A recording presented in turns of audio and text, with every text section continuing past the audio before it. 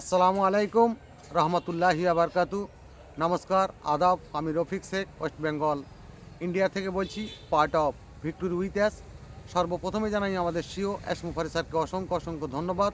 তাঁর নীতি, আদর্শ, কালচার কিছুটা আমরা বুঝতে পেরেছি, জানতে পেরেছি এবং সমাজের কাছে আমরা তুলে ধরতে পারবো।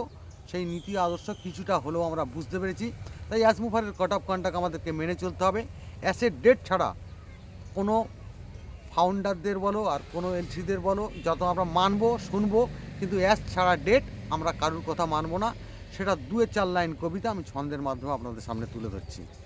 অ্যাস মুভারের কট অফ কন্ডাক্ট সবার মানতে হবে, তবেই তুমি অ্যাসের কাছেই যোগ্য ব্যক্তি হবে।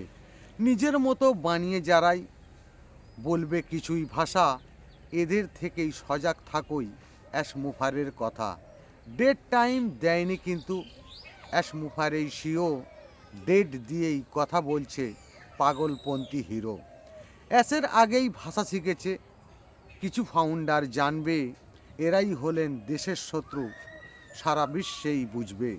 এআই আমাদের ট্যাগ করছেই, ঠান্ডা মাথায় বুঝবে, জানার আগেই অজানা কিছুই বলতে নাহি পারবে। অ্যাস মুফারের কথার মতোই আমরা সবাই চলবো, আগুনের মতো ফুলকি দেবই, বারুদের মতো জ্বলব। অ্যাসের বিধান মেনে চললেই আমরা সবাই জাগব, যে বাগানে যাব আমরাই সবাই কিন্তু ফুটব। ভালো জায়গায় থাকলে তুমি ভালো কিছু আজ শিখবে, কোড অফ কন্ডাক্ট মেনেই কিন্তু রফিক কবিতা লিখবে। অ্যাস মুফারে ধন্যবাদ। ভিক্টোরি উইথ অ্যাস জিন্দাবাদ। আপনাদের যদি ভালো লেগে থাকে লাইক, কমেন্ট, শেয়ার করুন। ধন্যবাদ।